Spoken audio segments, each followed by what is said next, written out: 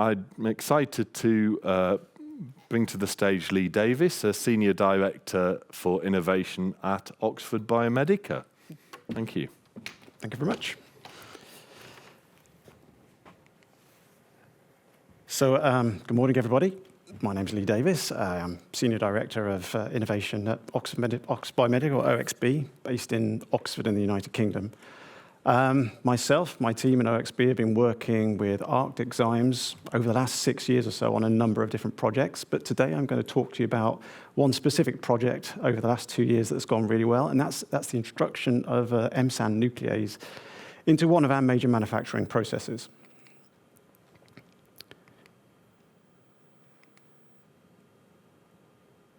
So, by means of a bit of background to OXB, we are an innovation, very much focused on innovation-led CDMO.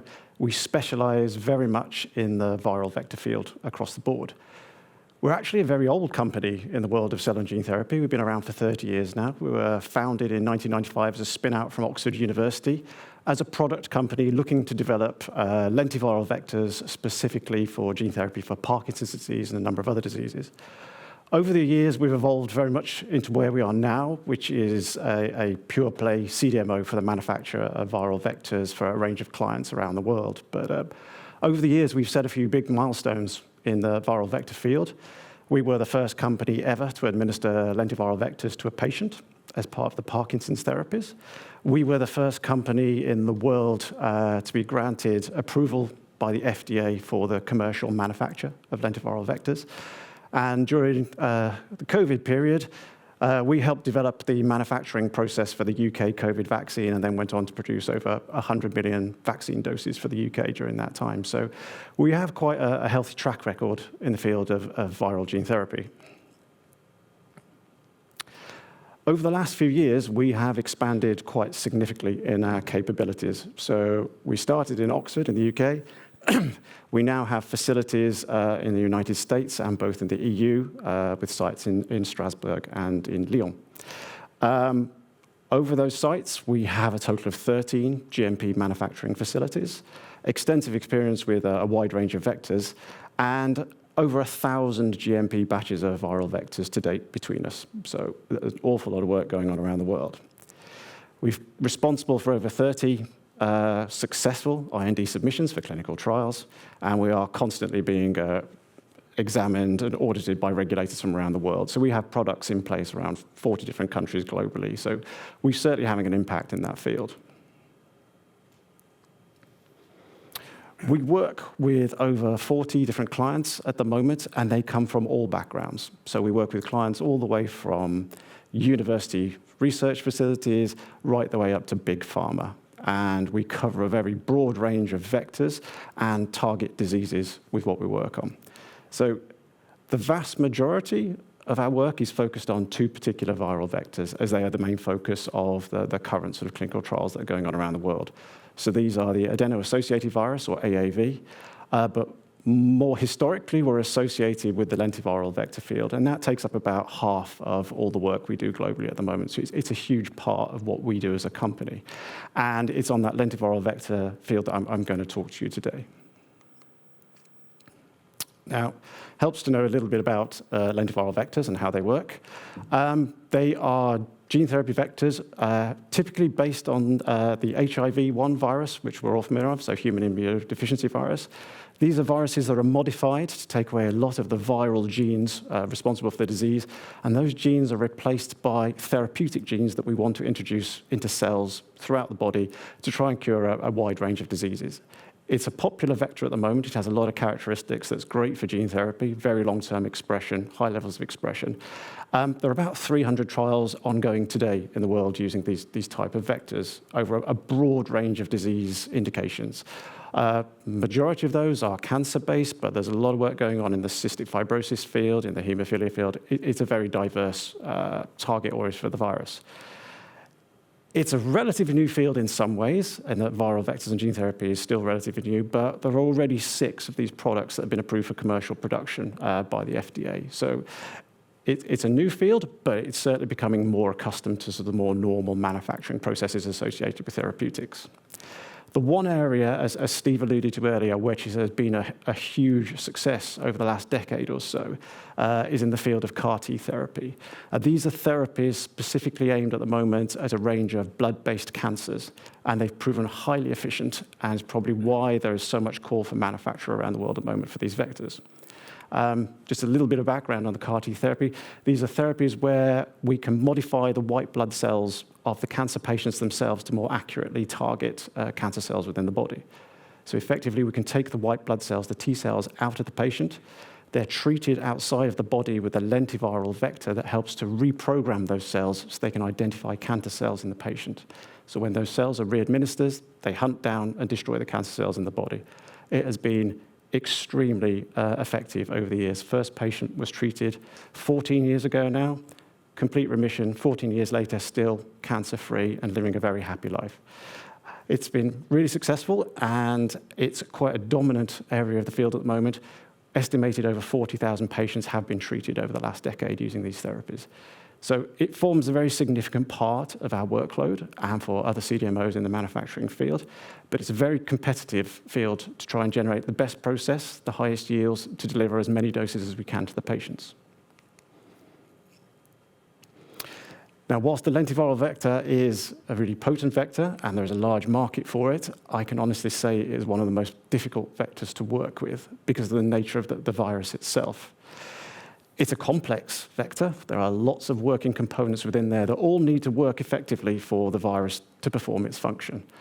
It's coated with a lipid membrane, which makes the virus incredibly sensible to its environment and where you place it. And that's why we find it particularly difficult to manufacture in large amounts. It's definitely one of the more challenging vectors out there, mainly because it's very, very easy to inactivate the vector, to effectively kill the vector so it loses its function. It is very sensitive to the environment. It's unstable. It decays over time once it's manufactured. In terms of days, you will go from full efficacy to zero efficacy. It's particularly sensitive to the temperature at which you hold it. It decays faster at warmer temperatures. Storing it cold lasts a little bit longer, but not perfect. Where it's particularly sensitive is in terms of the pH and the salt concentration of the buffers that the vector is produced in. It has a very narrow pH range in which the vector is comfortable, so about 7 to 7.5. Outside of that range, the vector can become very easily inactivated forever. Similarly with the salt concentration, it likes being in physiological salt concentration, so very low salt or very high salt for any extended period will completely evacuate the vector. And what that means is when we are looking to manufacture and produce these vectors, it's a complicated process, but it's made even more complicated because we have these added restrictions on the processes we use. We have to stay within those boundaries in terms of pH, temperature, time, to be able to keep the viral vector functional throughout. And that makes things pretty difficult. It rules out a lot of processing techniques we could use for the manufacture. What it's kind of meant over time is that everyone has a pretty similar manufacturing process across the industry now. It's kind of evolved into a very similar process using the same techniques. And it's relatively unchanged over the last 10 years. We have a very similar process now to what we used 10 years ago. So there's certainly room to improve and places where we can work on this in particular. So our manufacturing process at OXB is fairly typical for the field. It looks complex. It is actually relatively straightforward and can be broken down into 3 major phases. We produce our viral vectors inside human cells. They're the factories that help produce the vectors. So the first 2 weeks of our process that we have at OXB is effectively just growing cells so that we have enough of these cells to produce enough virus when we need to. So about 2 weeks of just expanding these human cells in various different sizes, bioreactors, until we get up to the 200-liter scale at which we typically manufacture. The second phase of the production is the actual viral production phase. So when we have enough cells in the bioreactor, we then program those cells to produce the virus. And the way we do that is by introducing small pieces of DNA that basically contain the instructions for the cell on how to make the virus for us. So these plasmids go in as, these DNA fragments go in as small circular bits of DNA known as plasmids. We administer them to the cells via a process called transfection. They go into the cell, and then the cell starts to build the viruses for us. And over a period of 2 or 3 days, the virus that's produced in the cell is slowly released into the media in the bioreactor around the cells. So at the end of that 2 to 3 day period, we have a 200-liter bioreactor with all the virus we need to collect. The final phase is where we harvest that virus and we separate it from all the cells and all the other components that are in the bioreactor that we don't know. So this is the sort of purification and the concentration phase to leave us with a vial of vector that we can use for whatever therapies we have planned. So, as Steve alluded to earlier, one of the really critical components of what we're doing is trying to maintain the quality of that vector. Our first priority is probably the yield. Again, as Steve alluded earlier, it is an incredibly expensive process to produce these viruses, incredibly. So for any manufacturing process we are trying to optimize the amount of virus we make so we get more doses, more patient treatments out of an individual production batch. But of almost equal priority is the quality of that vector. These are going to go into patients or into patient cells, so we have to make sure it's as clean as possible. And at the end of our production phase, we have virus in the bioreactor. We have an awful lot of other things in there that we don't want in our product. Most obviously, we have the production cells themselves, but we also have a lot of breakdown products from those cells. We have a lot of proteins released from the cells. We have lots of cell debris that we have to remove. But another component that's in there that is of supreme importance for removal is the DNA components in there. There are two real sources of that DNA. There's the DNA we administered to the cells to give the instructions to the virus, the plasmid DNA. We have to remove that. But we also have a component coming from the production cells themselves. As the cells die or degrade, they release their own DNA into the solution as well. So we have to remove both of those components. And it's really important we do that because DNA administered to a patient can give some quite unpleasant immune responses. And there's also a regulatory concern about the transmission of genes from that DNA or from the chromosomal DNA in our cells into the patients you're treating. So it's really important it's removed. It's actually one of the most challenging aspects of the manufacturing process we have for these viruses in particular. And the reason why it's so challenging is that actually DNA and lentiviral vectors share a lot of physical characteristics with each other. Now, typically when we're doing a purification process or a concentration process, we can separate out some of those components just based on their behavior, their size, their charge. We can use different techniques to remove one and retain the other. That is particularly difficult with DNA in these vector preparations. Both lentivirus and DNA have a strong negative charge on their surface. And both of them are pretty big. So lentivirus is around 120 nanometers in diameter. We can easily get bits of chromosomal DNA in the same order of size. So two of our main purification techniques we use, we tend to find that DNA and lentiviruses co-purify. So it's very difficult to separate them physically. And so us and most of the industry, and for other vectors as well, rely very heavily on the use of enzymes, nucleases, to destroy the DNA. As opposed to removing it physically, we add nucleases into the bioreactor phase of the bioreactor. The nucleases degrade the DNA, chop it up into small enough pieces that it can be removed during the downstream purification process. It's fairly universal in viral vector manufacture, not just lentiviruses, all the other viruses as well tend to rely on nucleases. But for lentiviruses, it's particularly challenging again. And the main reason it's challenging is because the enzymes, the nucleases that are typically used commercially for the manufacture, don't tend to work very well in the conditions that we use for the lentiviruses. So I said we have these ranges for pH and salt concentration that are critical for lentiviruses. The commercially available nucleases tend to have their peak activity, their preferred operating range at much higher pHs than we can use for the lentivirus. And similarly for the salt concentration, again, as Steve alluded earlier, they very much generally prefer very low salt concentrations. Apart from SAN, from Arctic zymes, which has a much higher salt concentration, again, the other side of the key area we're looking for.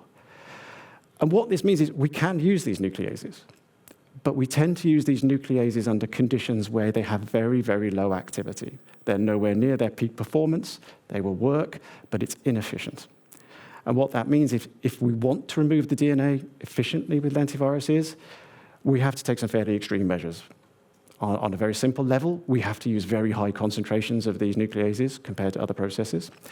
And we have longer processing times. We leave the enzymes on there longer to degrade the DNA.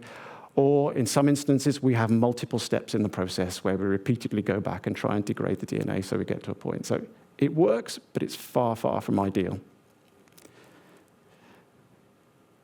And we've pretty much employed all three of those tactics at OXB over the years for the purification steps. So this is a simplified version of our purification and concentration process. We actually operate with two separate nuclease steps in the process.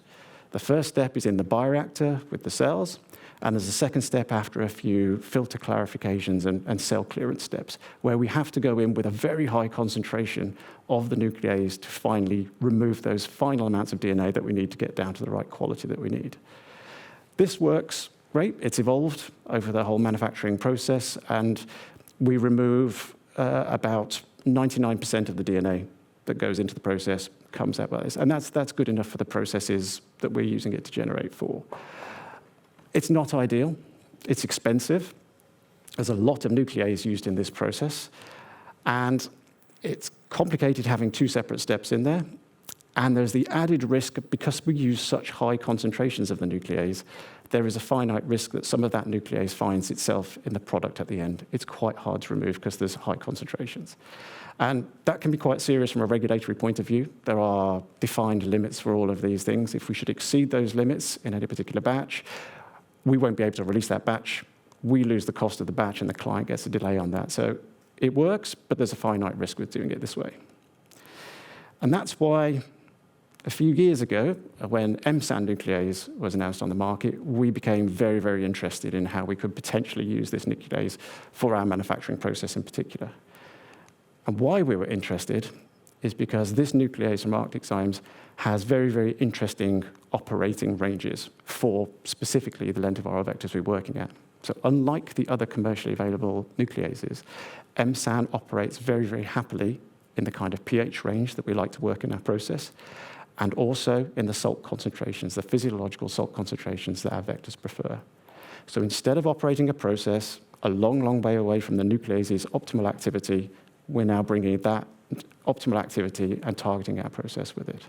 So there's a real potential to improve our offering to the clients. And I just want to step out again briefly to sort of say a little comment here about the supply from ArcticZymes. We do a lot of work around the world with new and interesting ideas for how we can improve the process. But our main driver is delivering a product or a process to the clients as fast as possible. We are looking for large-scale GMP manufacturing. Those clients are looking for a product that can be produced at large scale in GMP very, very soon. So we were very, very impressed to find out that MSAN was going to be available at the quality that we require for GMP manufacturing, but also at the kind of scale that we can do. These are very large volumes that are being used in these processes. Knowing that that was available gave us a lot of confidence going into the investigations that should something good come out of it, we could proceed with it very quickly. And that's important for us. We can't spend too much time on things that are never going to be suitable for that GMP manufacture. And another point, we're very impressed to find that Arctic is also, at the same time, we're releasing an assay to measure the MSAN concentration. Now, as a release specification for our vectors, it's important to be able to show that the nuclease has been cleared from the process. So having a good-to-go assay that we could use within the process saved a long time of developing one all by ourselves. So huge encouragement going up front that we knew that this was a product, should it work, we could transfer very quickly. So we began optimization work on our process. The first thing we did was to use our standard two-stage process with two nucleases. We took each of those steps and we replaced the nuclease with MSAN, and we did a huge range of optimization studies. So concentrations, cofactor concentrations, timings, all those kind of things. And we developed a process where it was very effective with both of those nuclease steps in there, using our small-scale bioreactors we use for optimization. And we went back with this new design process with the MSAN to look how it compared with the DNA removal we were seeing in our classic process. And it's fair to say it was very, very, very impressive. So for every batch of virus we produce, we have some very strict assays and specifications for release. We have a number of different assays for DNA because it's such an important parameter. And when we looked at the results from the first batch using the MSAN, we were incredibly impressed. And I think this is the data that Michael saw when he came to visit us a couple of years ago. In terms of the total amount of DNA in the final process, we had about a 10-fold reduction. The plasmid DNA itself, so the DNA we add in the process, about a 3-fold reduction. And when we look at different size fragments of DNA, which is quite important for what we're releasing, same impact on large bits of DNA, small bits of DNA. So there was a real impact on the DNA, and actually it was using a significantly lower amount of nuclease than we were using before as well. But really importantly, in that final bar graph there, we're able to show there was minimal detection of the nuclease in the final product, which again is really important for what we're doing. And while Michael was visiting, I seem to remember saying, actually, this looks too good. We don't need it to be this good. This is incredible. And so it has real benefit or real potential for some future processes we're looking at for the next phase of lentiviral vector discovery. But for the CAR-T field at the moment, we don't need it to be quite this good. So we've gone back and we've taken a close look at what else we could do with this. And to cut a very long story short, what we found is we can completely remove that second nuclease step from the process. We take it out completely, we focus on that first step at the upfront bioreactor, and we get virtually equivalent performance in DNA removal, but some really, really big benefits for the process as a whole. So we're using less nuclease, which reduces the cost. We've removed that second step, which has extra benefits. That extra step comes with cost and time commitments in terms of manufacturing, so we're saving money on that second step too. We've knocked 3 hours off our manufacturing time, which doesn't sound like very much. But as I said earlier, lentiviruses are quite unstable, so 3 hours is quite significant. And also it makes organizing our manufacturing team far easier and fitting it into a decent working day. It's simplified the manufacturing process overall quite significantly. And for anyone who works in manufacturing, simple is always best. And overall, it has de-risked massively the potential for batch failure for each of our costs, both in terms of the performance of the manufacturing process itself, but also the DNA reduction and the presence of residual nuclease in the product. And as of last year, this new process with a single nuclease step has been adopted by at least 2 of our clients. We performed our first GMP manufacturing batches last year, several of them, highly consistent results. And as a result, this new process is now our effective platform going forwards to offering for new clients. So this is our starting point for all new clients who come to talk to us at OXB. So in conclusion, with MSAN, it's been great for us. It's worked really well. It's been a lovely project working with ArcticZymes. It's reduced our costs, it's reduced the complexity, and even reduced the processing time we need for the vector. And the new process that we've brought in, using MSAN in conjunction with other factors, has significantly increased the yields we're getting from the bioreactor, but also improved the quality of the vector we're doing at the same time. Those two things don't always go together. So from an OXB point of view, it's been great. We can maintain our profit margins whilst delivering an actual better product to the clients as we go along. And that keeps us at the forefront of these technologies around the world, which is something we're always striving to be. But most importantly we're actually being able to deliver more and more doses to patients around the world for all of these different life-changing therapies that we're helping to support. So it's been a great success story. And with that, I'd be happy to answer any questions if anybody has.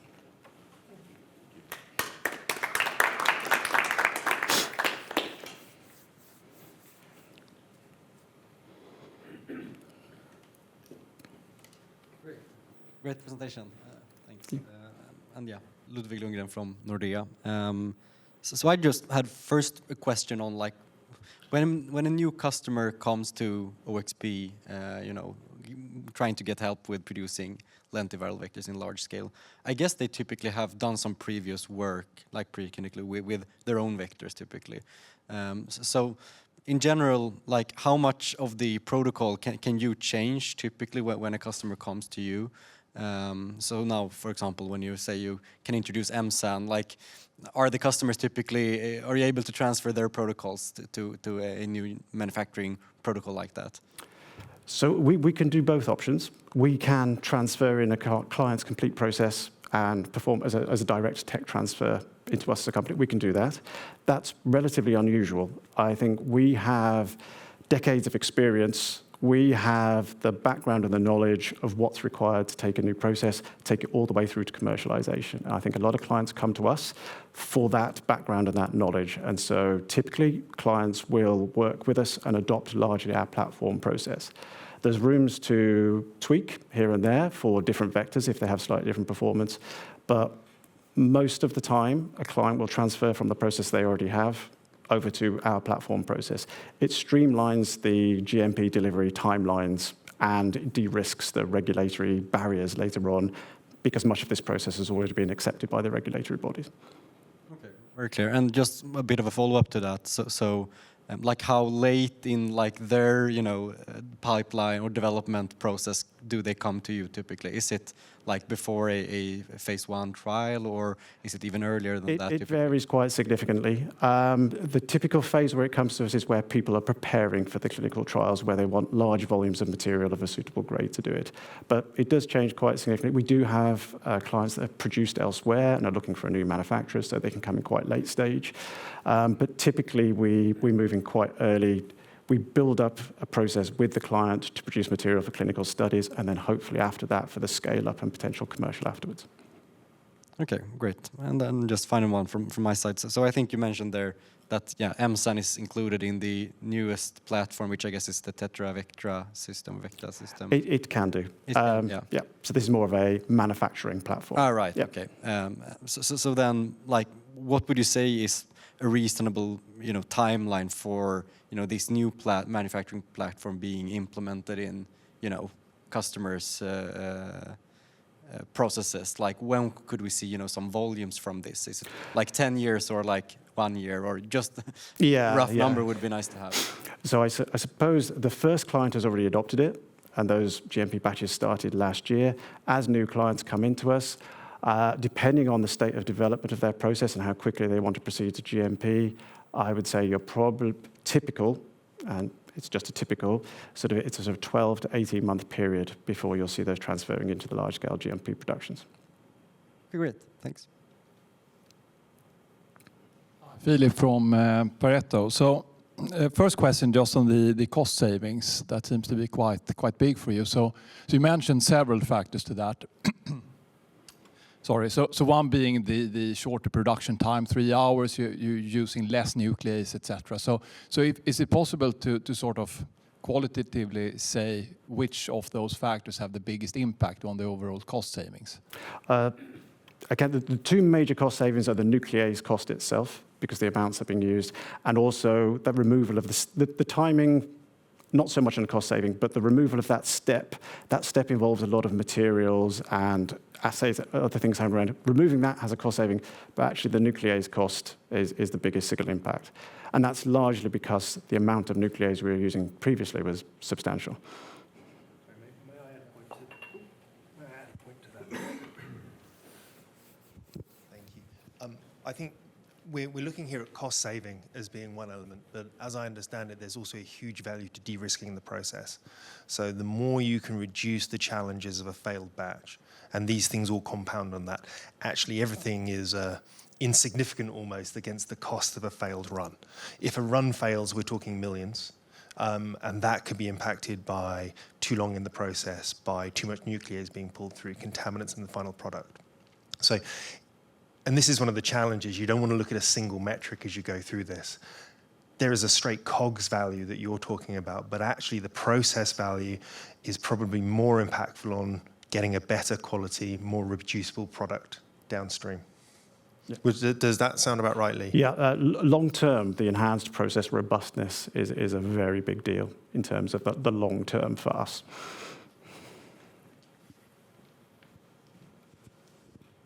Okay, thanks for that. And second question is on the residual nuclease that there was quite a drastic reduction compared to what you had before. So is that like only an effect that you're using less nuclease now with MSAN? It's a combination of effects. So with the old nuclease, again, high concentrations of nuclease, so more of a challenge to remove.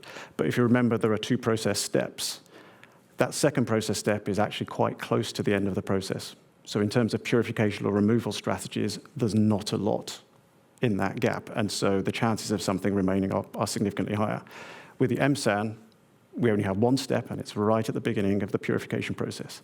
So all the other steps in between contribute to the removal of the MSAN. So reduced concentration, but also the focus on the start of the process, not towards the end.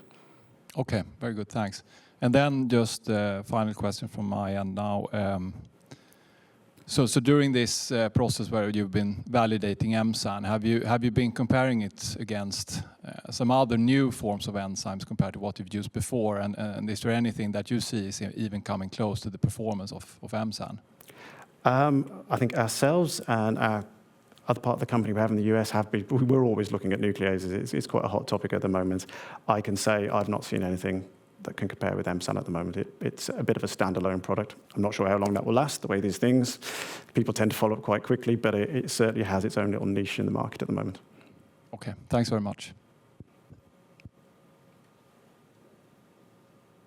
We have time for another question? One more. Yes, hi, Simon from Danske Bank again. I suppose I wouldn't be much sorry of a financial analyst if I wouldn't ask. I mean, what do you know, like the dollar value in terms of your nuclease consumption today? Just trying to get a grasp of the potential here long term. If you could share any.